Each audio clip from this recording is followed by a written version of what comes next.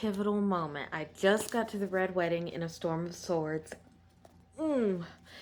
You know, for all the thought Lady Catelyn had about things not going well and it being a trap and Walder Frey being a bad person, I don't understand why they still went. Like, I do understand.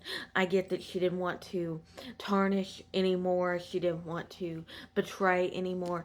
I do understand that part. But she had the gut feeling. And like she said, when Grey Wind is not somewhere, something bad happens. And Red Wedding, here we are. Catelyn was always sitting here. She's watching as her brother gets married, and Rosalind is stiff. She does not like this. And she's here watching everybody get drunk, and then all of a sudden people are leaving, and it's really confusing. Like, why is everybody leaving? And then she hears the song.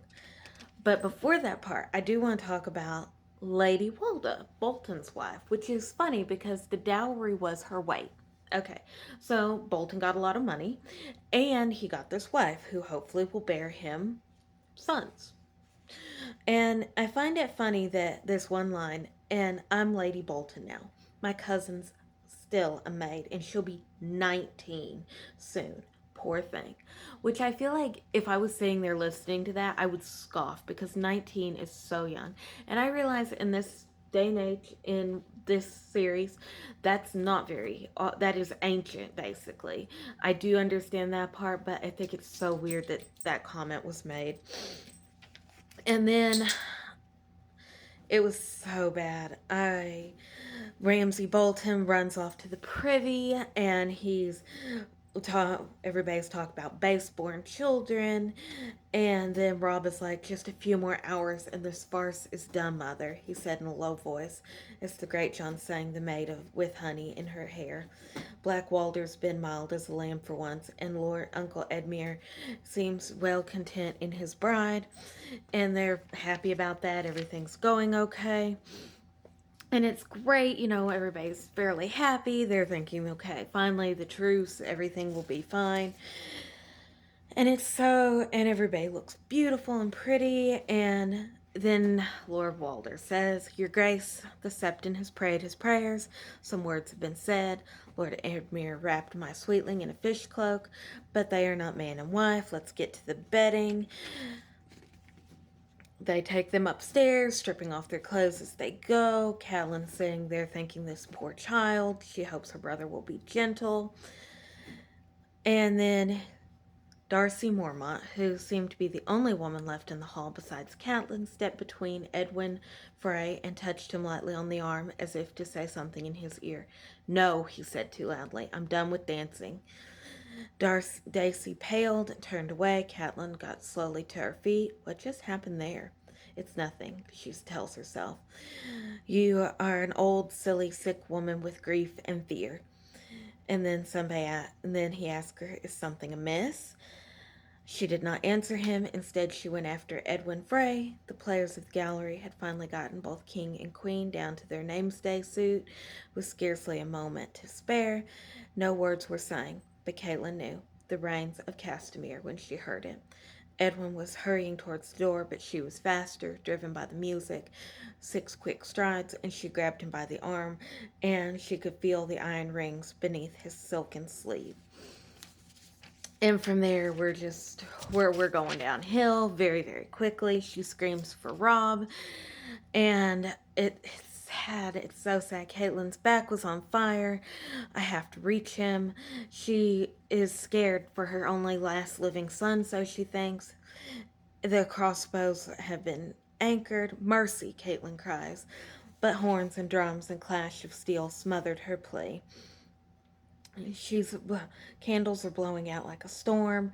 She's sitting there. The dagger across the floor skidded. Perhaps it skidded there when Small John had knocked the table over. And as she crawls towards this dagger, her limbs leaden and the taste of blood in her mouth. I will kill Walder Frey. I will kill the old man, and that's the least I can do. And then Walder Frey cackles at Robb. The king of the north arises. Seems we killed some of your men, your grace. Oh, but I do apologize. That will mend them all again, huh? And Caitlin grabs Jingle Bell Frey, long gray hair, and dragged him out of his hiding place. Lord Walder, as she holds the knife to the boy's throat. And she tries so hard to get him to stop. And then she tells Robb, go, go, and I'll take you. And he says, Mother, no. And yes, Robb, get up, go, walk out, please, save yourself, if not for me, for Jane. Robb grabbed the edge of the table, and forced himself to stand. Mother, Greywind, go to him. Now, Robb, walk out of here. And then Lord Walder snorted. Why should I? She pressed the blade. She's trying to make her point. She's not joking. She will end this child's life for her own son. It's a son for a son, except old Walder doesn't care. It's a grandson to him. He has 15 more. He could not care less about that. And a man in dark armor and pale pink cloak, spotted with blood, stepped up to Robb. Jaime Lannister sends his regards. He thrust his long sword through her son's heart and twisted. Robb had broken his word, but Caitlin kept hers. She tugged hard at Aegon's hair and sawed at his neck. Blood ran hot down her fingers. The bells were ringing and ringing, and her last thoughts were, it hurts so much. Our children, Ned, all of our sweet babes, Rickon, Bran, Arya, Sansa, Robb. Please, Ned, please make it stop. Make it stop hurting. And that's when she gets cut from ear to ear. I don't know how this is in the movie or TV show yet. I have not got to that point. I am interested to see that in the show. I wonder if it will be very similar. But Jane wasn't at the wedding. So I wonder, is she pregnant? Is she going to have a little baby Stark? I'm curious to see how that's going to unfold. I really liked that.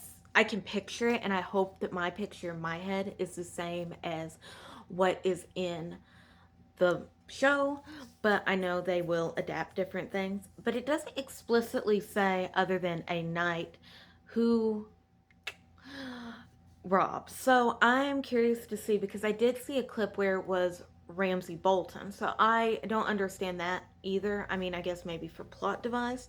But yeah, overall, great scene. Very, very picturesque, not in a good way, but I can see it in my head. I got the image, and so I cannot wait to see this part in the show. I think I'm like maybe 5 or 6 episodes off. I'm not really sure.